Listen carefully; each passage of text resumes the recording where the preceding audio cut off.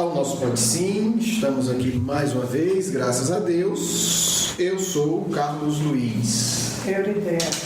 Citação. Fábio conosco, primeira vez. Oi, ok. Gente, hoje a gente vai continuar, né? A gente vai continuar falando sobre o sonho. Só que hoje a gente vai falar sobre a história da recordação de vidas passadas durante o sono. Porque a gente leu na Caixa do Livro dos Espíritos, né, que uma das coisas que pode acontecer no sono, enquanto o corpo está dormindo, é a gente lembrar do passado. Né? Os Espíritos falam que a gente pode inclusive lembrar do passado, pode ver coisas do futuro. No programa anterior a gente falou, né, de descobertas científicas que podem acontecer, podem receber orientação espiritual para a descoberta científica e para as coisas da vida. Né? É importante, a gente acaba pegando exemplos mais famosos e isso pode levar a uma ideia muito errada, que é o oposto do que a gente quer dizer. Quando a gente pega um exemplo mais famoso, é só para chamar a atenção, é porque todo mundo conhece, então facilita. Mas tudo que a gente está falando em termos de sono e de sonhos é uma realidade para todos nós. Então é algo que a gente pode e deve aprender a usar a nosso favor. Não é só o fulano que é famoso, não é só o Beltrano. Às vezes a gente fala do famoso porque fica mais fácil. Mas, por exemplo, hoje eu trouxe aqui uma história de um criado.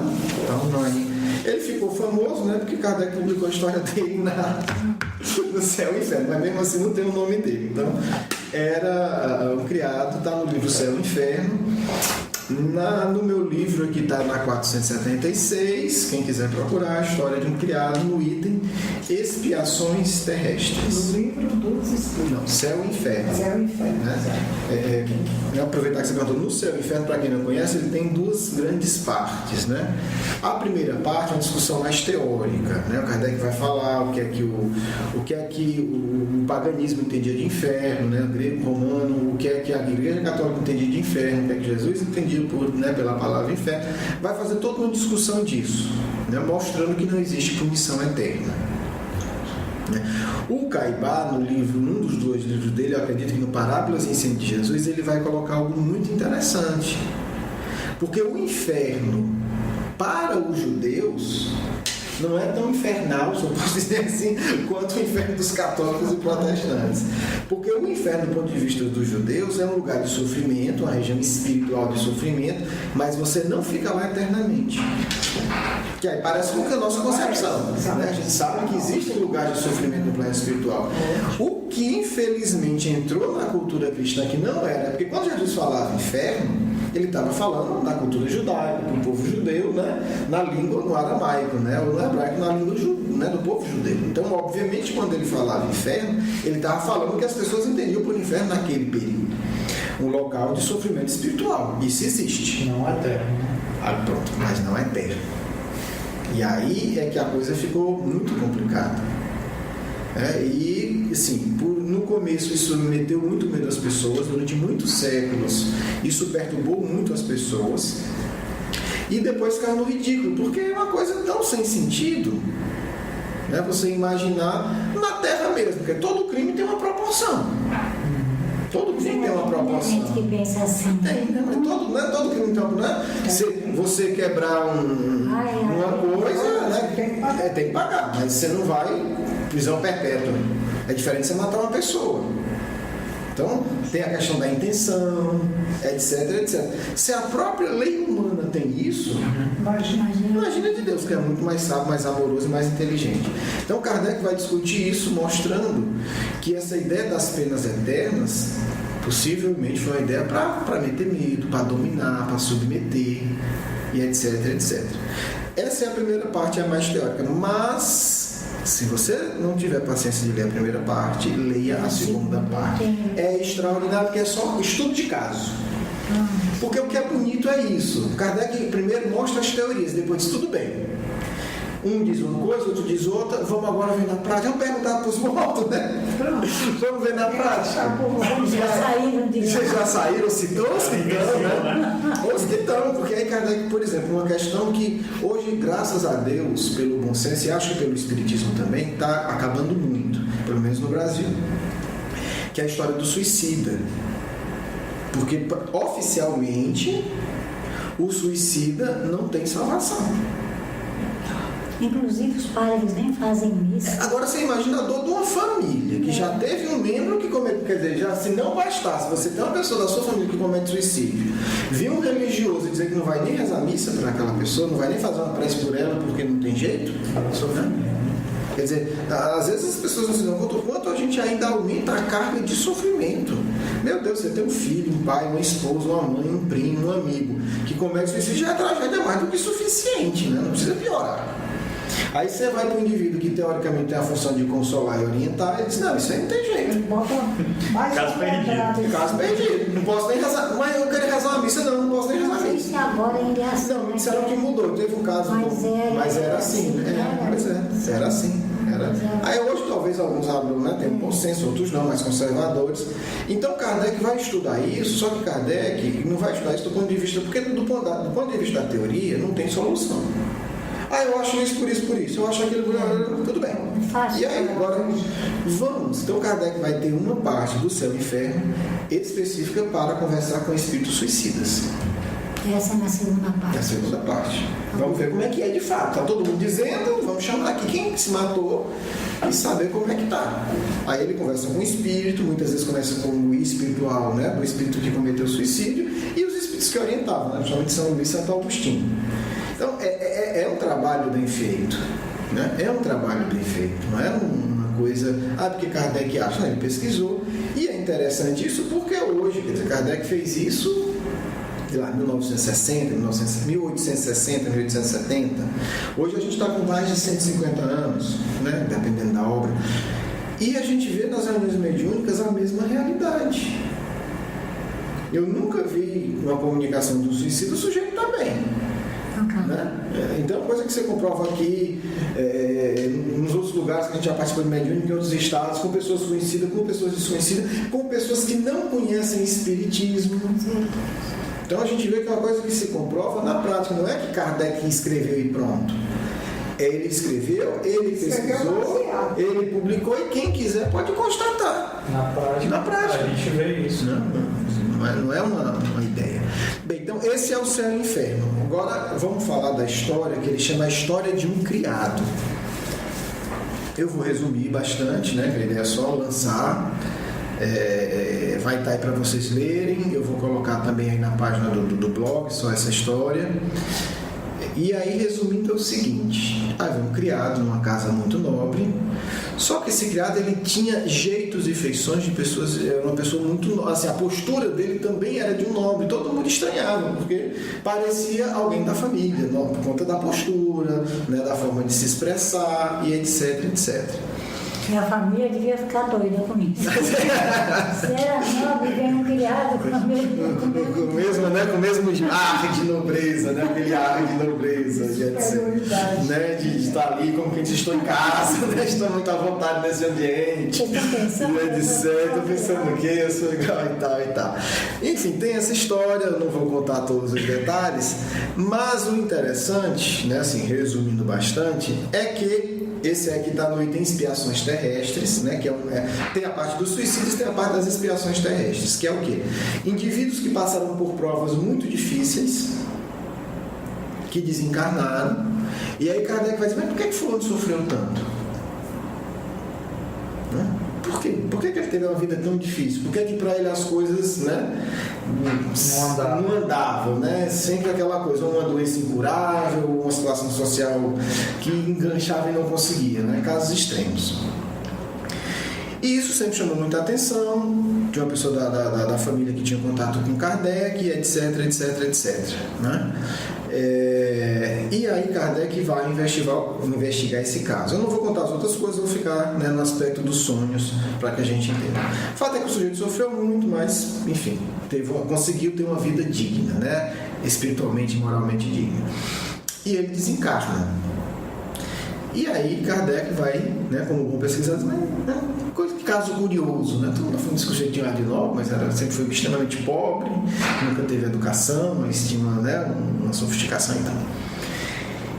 Assim, eu vou resumir porque não é o ponto. A questão é que esse criado, ele era da família do passado, né? Famílias tradicionais e tal, ele tinha sido da família. E a expiação dele, a dor dele era reencarnar no meio da família e criado. Como criado. isso, gente, é uma dica egoísta, mas eu faço, eu sugiro. Trate bem todo mundo, né? Porque você pode ser o porteiro do seu prédio, você pode ser o taxista, então não pisa em ninguém que não dá certo. Nem que seja por egoísmo. Pode ser você, o cozinheiro ou a cozinheira da casa, da sua casa. Então nem que seja por egoísmo, não tratar bem todo mundo, né? Porque a gente não sabe, né? E aí, Kardec vai conversar com ele outros pontos, mas um ponto central: como é que você suportou isso? Porque é uma dor muito maior, gente. Você se sente. Tá bem, de repente. Você se sente no nível de todo mundo, só que você está sendo tratado. E na época, muito mais do que hoje, graças a Deus isso tem mudado, criado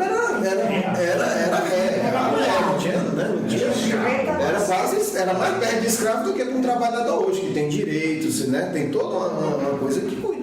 Um criado não. Mais família tradicional. Família tradicional, destratado, porque se chega lá alguém com raiva e joga uma coisa na cara dele, fica por isso mesmo. Pega a bandeja e joga em cima, não tem pra quem recorrer. E ele era dessa família. Dessa família, que era a família dele, né? Então, Tá bem. pois é, tem escrito que planeja bem, né? Porque aí a dor é maior. Porque emocionalmente você olha e diz, eu me sinto igual a tudinho, porque eu tô servindo, né? Emocionalmente, né? Você olha, porque aqui é o que eu tô servindo. E o que é que ele vai contar que ajudou muito ele? Quando ele dormia, saía do corpo e relembrava as existências dele. Aí que era pior. Não, serviu de consolo. Aí acaba. No caso dele, foi um consolo por quê? Porque ele passou a entender o que estava sofrendo, por que é que estava sofrendo e acordava mais resignado.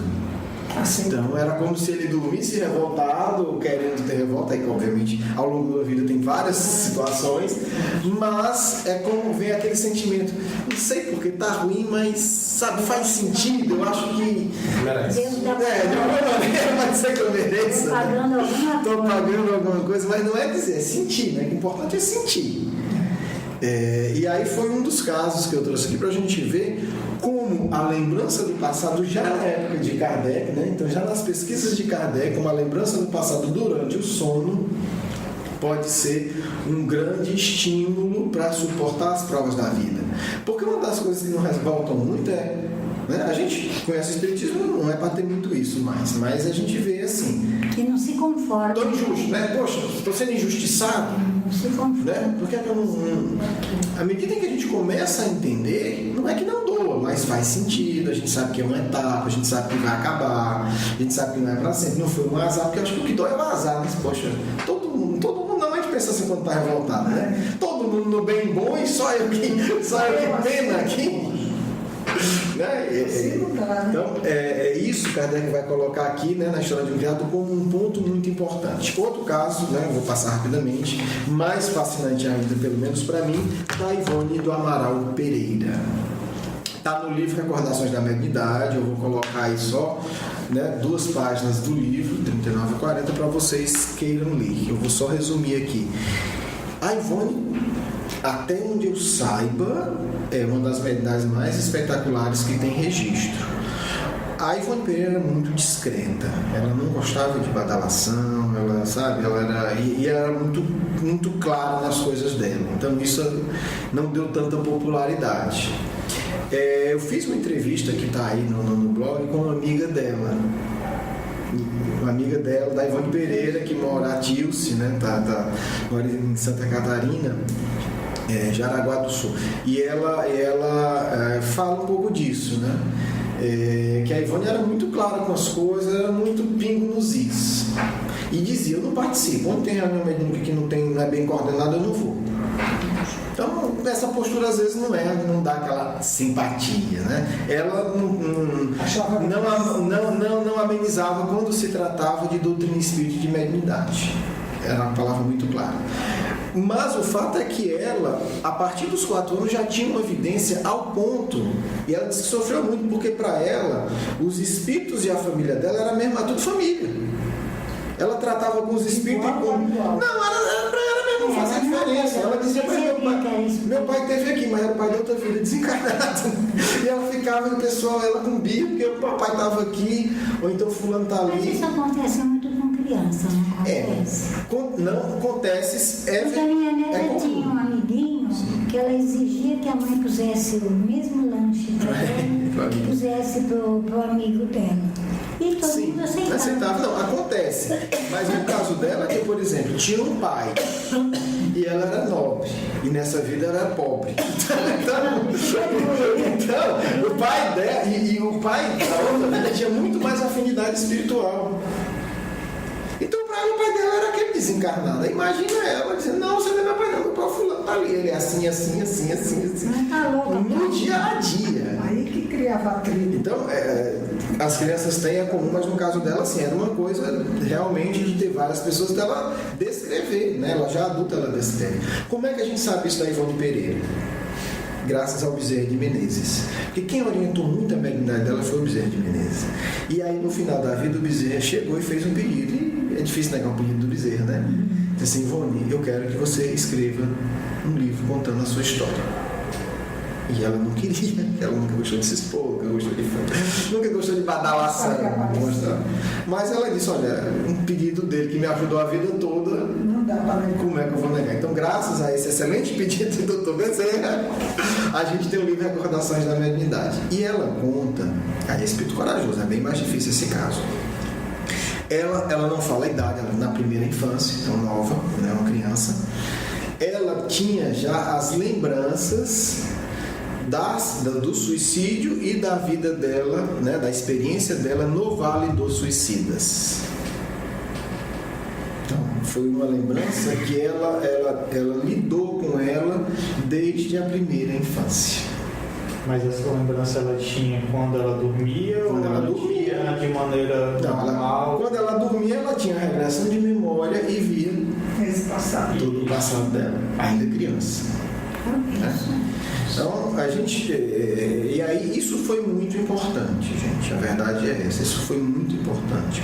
E aí, palavras do Chico Xavier, que eu acho que nesse caso é a melhor opinião possível. Ele disse que o Memórias do Suicida é o livro mais completo que existe sobre a vida espiritual. Ai, é difícil. Então, você não escreve um livro desse de bobeira, né? É uma preparação de uma vida. E ela depois no final da vida disse que o grande compromisso dela, porque ela foi suicida, reencarnou sem nenhuma sequela, e aí a gente vê como dá para negociar, né? Deus não seja punitivo, mas reencarnou também com o compromisso de auxiliar os suicidas. Ela tinha uma reunião mediúnica, além da mediunidade no geral, ela tinha uma reunião que ela fazia a cada 15 dias para socorrer suicida.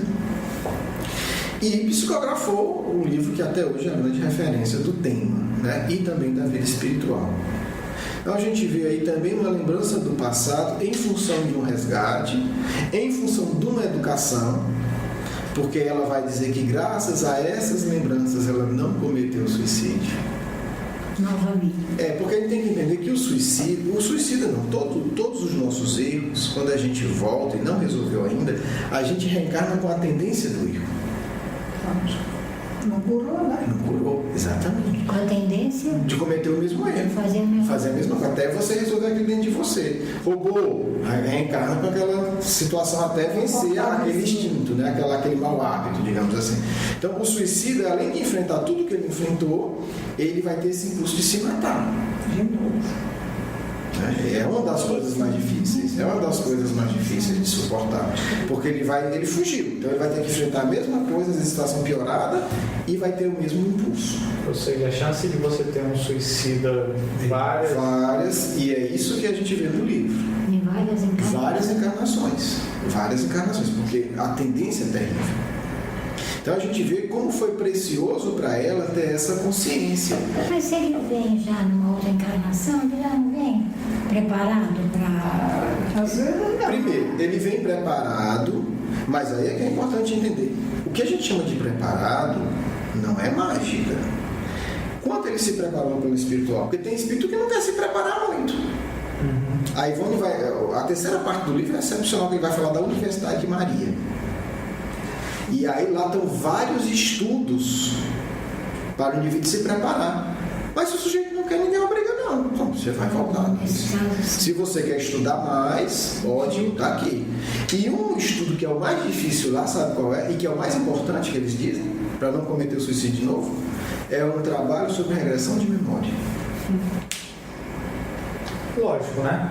É lógico, mas... lógico que não é tudo. Agora todo mundo que tem acesso a ver. A gente vendo de fora É lógico. tratamos por choque. O que fez. Ela mesma falou isso, né? Olha o que você fez. Exatamente. Agora, Você quer de novo, né? Você quer fazer isso de novo? Você quer sofrer de novo? exatamente. Geralmente quem vem, ele vem com sequelas horríveis, né? E aí tem a questão de você, se você se trabalhar, porque essas sequelas, não vou dizer todos os casos, mas o livro aponta que frequentemente é porque o indivíduo não se perdoou. Ele não precisava vir com elas. Mas ele tinha que fazer um trabalho íntimo para se perdoar. E há um caso, inclusive, que o indivíduo reencarna num corpo perfeito e a consciência de culpa dele é tão grande que ele, no útero, deforma o corpo. Porque Deus não está querendo que ninguém nasça com... sabe? Ele não tem interesse nisso. Assim, numa linguagem nossa, ele não ganha nada com isso. Ele quer que a gente aprenda a amar. Então, tudo isso tem a ver com a preparação. A Ivone Pereira, com certeza, se preparou muito bem. Sim. Não veio com nada. Não veio com nada, ao ponto de conseguir, aqui encarnada, lidar com essas lembranças, e ela fala que, graças a isso... Não enlouquecer. Não, exatamente. Aí tem um mínimo de uma família que tem um mínimo de também compreensão. Quer dizer, tem um contexto mínimo que você tem que ter. Alguém que dê suporte, alguém que aplique passe, etc. O esforço dela. Agora, o que é que a gente viu no caso dela? É um caso clássico de uma pessoa que cometeu, acho que ela cometeu suicídio, se eu não me engano, 3 vezes seguidas. Ela narra, os livros dela, gente, a maior parte do livro dela, ela é um dos personagens. Então é uma programação bem feita. E aí o que acontece? Ela vem com uma plena consciência. O preparar, eu quero me preparar para mim ter uma consciência mais plena. Porque é óbvio que é difícil suportar, não é agradável. Mas se você sabe o que é o suicídio, você não vai... Tá entendendo? Você vai... Não, e se você lembra, tem isso consciente, a questão é ter consciente. Eu sei o que é isso. Por pior que esteja, a hora que você pensa no suicídio, você diz, mas eu sei que é muito pior do que eu estou passando. Então, é uma compreensão real. Não é como se dissesse assim, eu estou aqui sentado, tá ruim, mas lá fora tá muito pior. Botar na balança. Eu estou aqui, mas lá fora tá chovendo. Mas eu não vou o sair nada. suicida não pensa nisso. Ele pensa que se matando... Aí que tá a ilusão. Aí que tá. Mas se você lembra, você não tem mais ilusão, né? É, claro. Se você lembra que sabe que passou, você não tem mais ilusão. Então, aí a gente vê a questão da regressão durante o sono, né?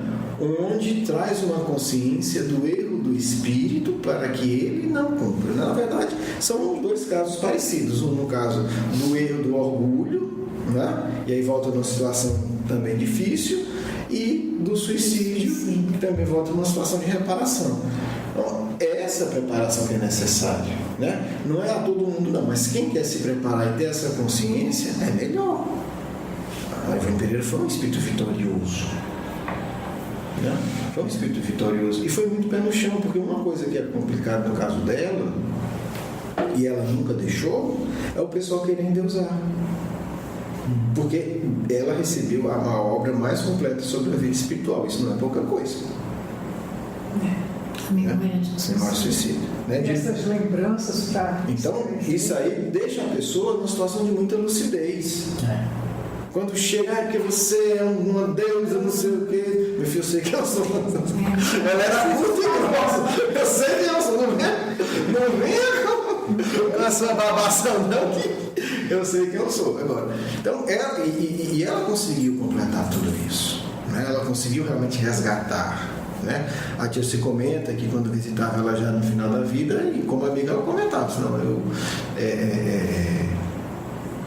eu consegui, né, ela diz, eu consegui zerar meu débito com isso, né? Quer dizer assim, já superei as tendências, superei os erros, reparei, porque então ela conseguiu de fato. Então é um exemplo de uma programação espiritual muito bem feita, né? E que vai ter como uma base central a regressão de memória. E aí certamente ela deve ter feito todas as aulas do curso lá na Universidade de Maria, que era sobre regressão, porque o pessoal fala, diz que ia para lá tremendo, né? Diz que tinha duas, né? Tinha uma aula que era sobre Jesus, que o Espírito projetava a memória dele, que ele tinha vivido com Jesus, e ficava todo mundo deslumbrado, né? Era fantástico. Aí tinha outra aula que era com a Epaminondas, que era a regressão de memória. Então, essa disse que o pessoal ia tremendo para lá. O que será que eu fiz, né? E aí... Um apertava e o outro... Exatamente. E é legal que diz que o Epaminondas era um dos espíritos mais evoluídos da colônia, que era o que fazia as regressões. Enfim, então, gente, tá aí, né, 2 casos para a gente ver como a gente pode usar isso na nossa vida, no nosso dia a dia, para que a gente possa aproveitar esse recurso a mais. Vamos para o nosso diálogo, né? Vamos fazer a prece? Fazer, Cida?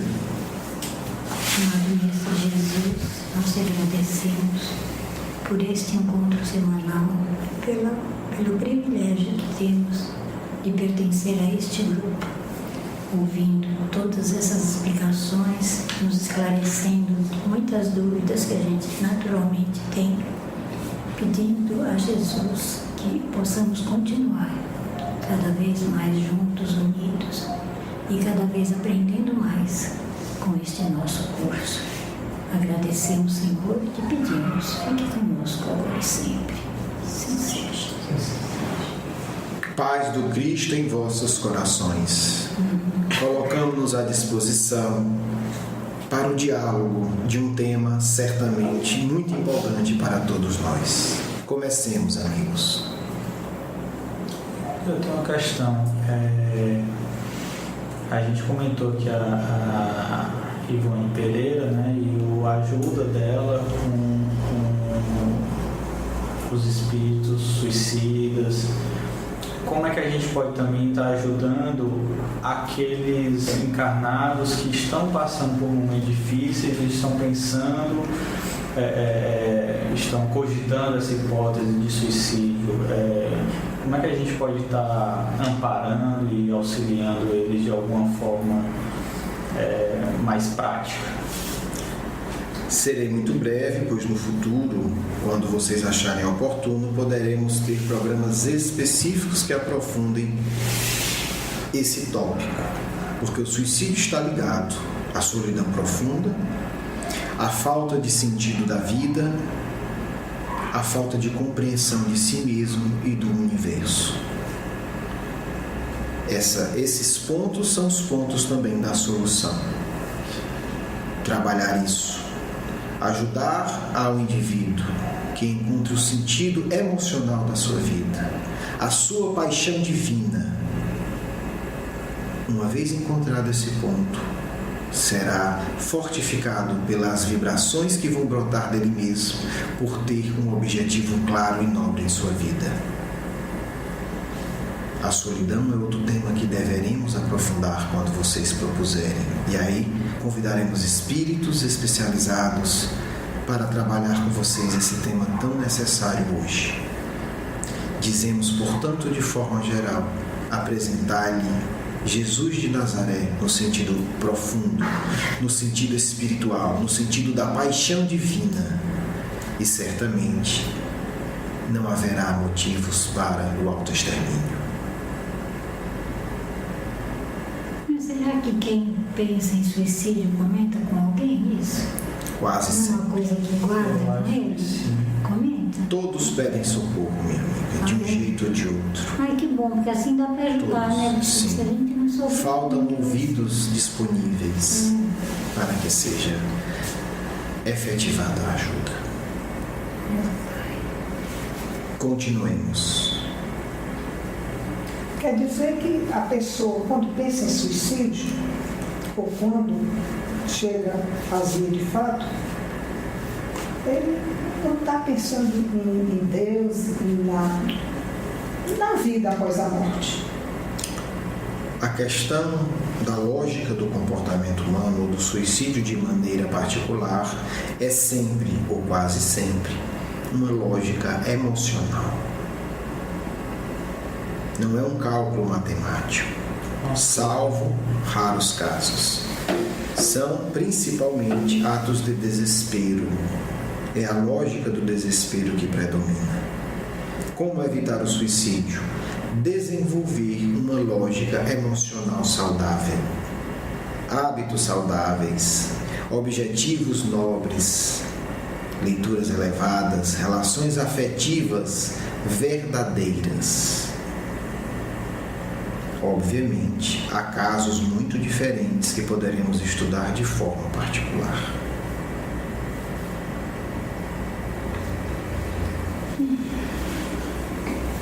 Sobre o tema, alguma questão específica? Foi bem esclarecido hoje.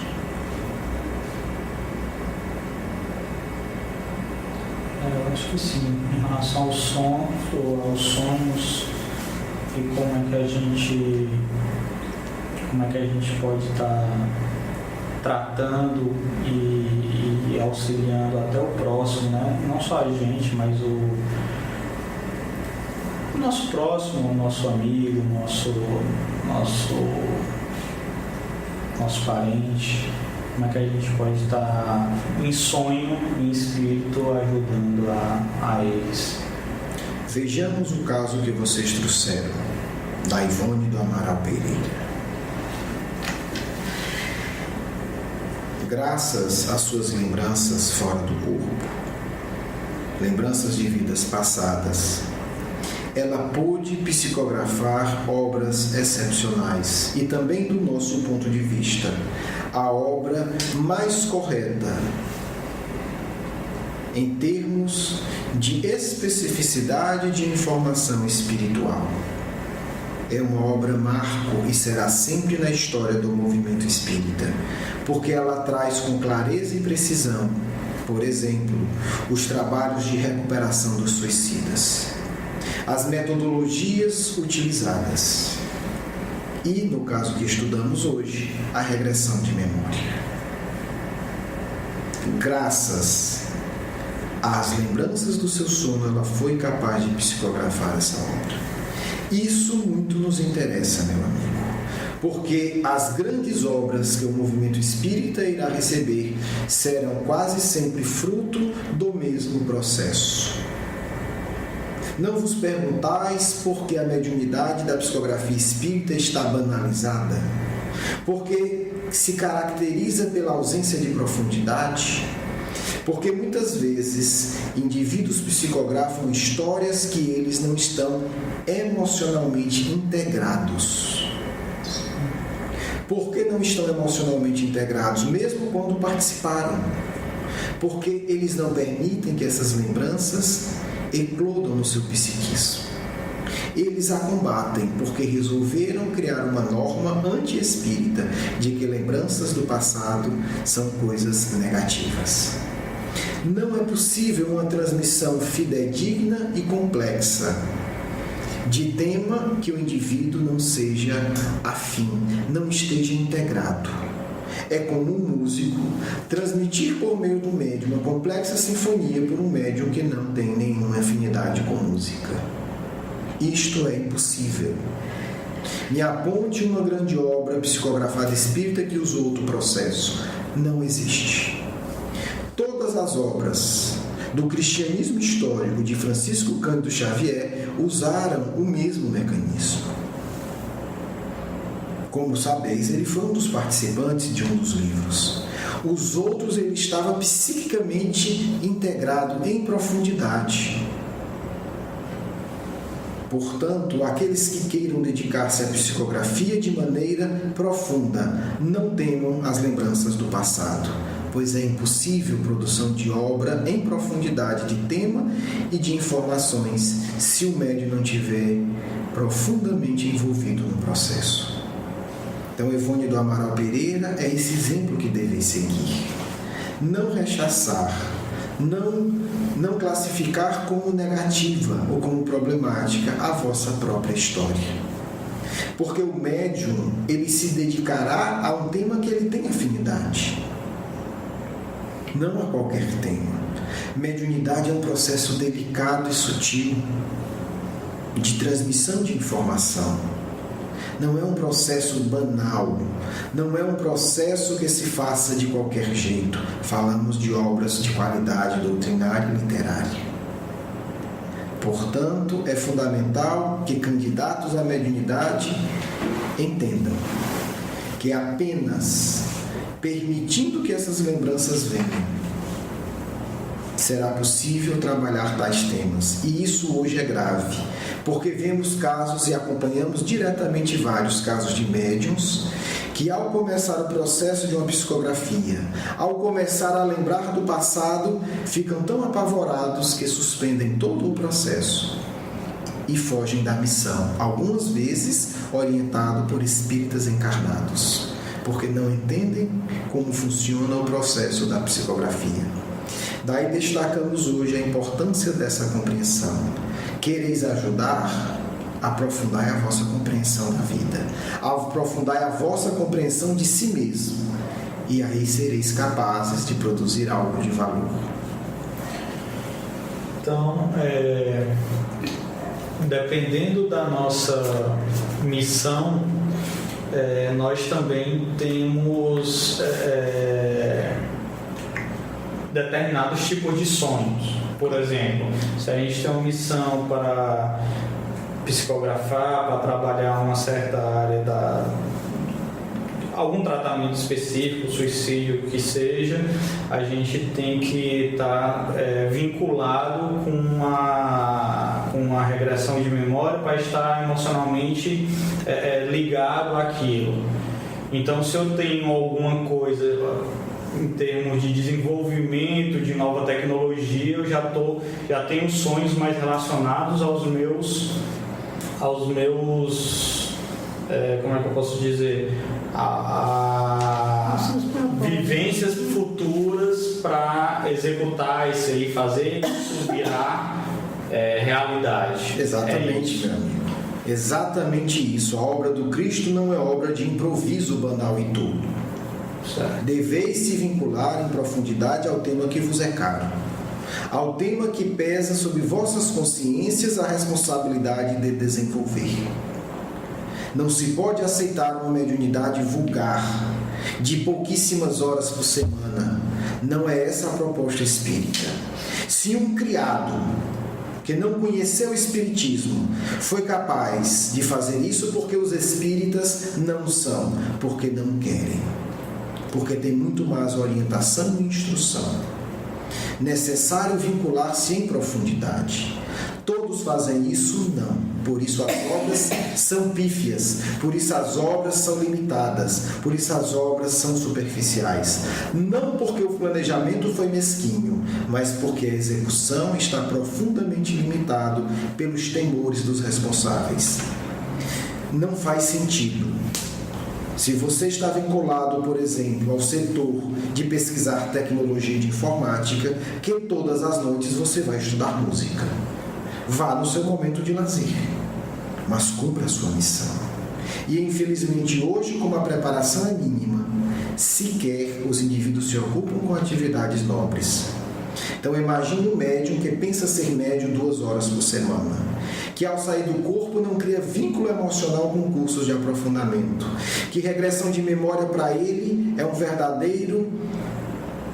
verdadeira heresia, é um verdadeiro pecado mortal.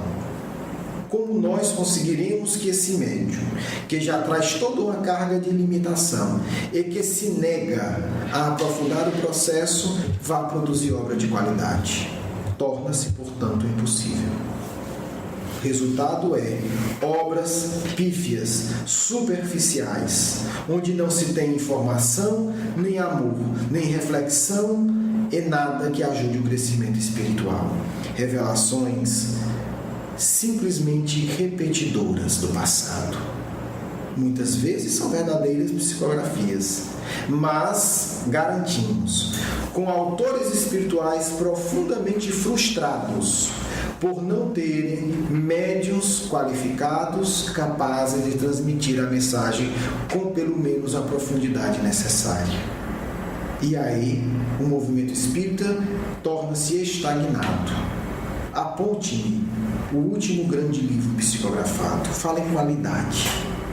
há muito tempo não vemos. Mostre-me um livro que se compare ao Memórias do Suicídio em termos de informações, de aprofundamento, de dados espirituais. Pelo menos como hipótese. Não temos, meu amigo. Temos fantasias. Não temos informações confiáveis. Porque é necessário que o médium queira viver o seu processo de profundidade, de aprofundamento psíquico e emocional, para que se torne capaz de produzir obra de valor.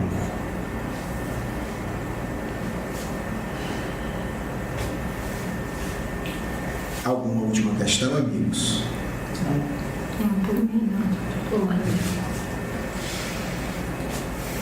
Agradecemos a oportunidade e pedimos a reflexão nesse tema tão caro e tão importante para todos nós. Pois, sem médiuns qualificados, o Consolador irá ficar estagnado no mundo, porque sabemos que são os espíritos vinculados ao Cristo que coordenam todo o movimento.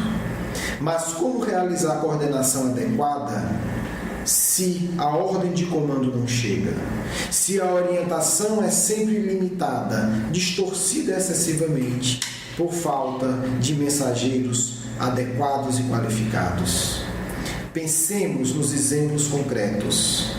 Que não se venha descartar nossas opiniões de forma leviana. Estude-se. Que se estude o caso de Ivone do Amaral Pereira. Que se estude a fundo o caso de Francisco Cândido Xavier. E vocês verão com clareza o vínculo da regressão de memória com a qualidade da obra produzida. Pois, como dizem os espíritos a Kardec, simbolicamente, nós não podemos fazer cegos ver, nós não podemos ensinar músicas para ignorantes, e completamos nós não podemos produzir em qualidade com médiuns que optam em se tornarem medíocres por medo, covardia e comodidade. O cristianismo é obra de valentes, o cristianismo é obra de corajosos, o cristianismo é obra daqueles que querem abraçar a própria cruz para servir o mestre dos mestres, Jesus de Nazaré. Paz, com carinho, Caibar Schutter.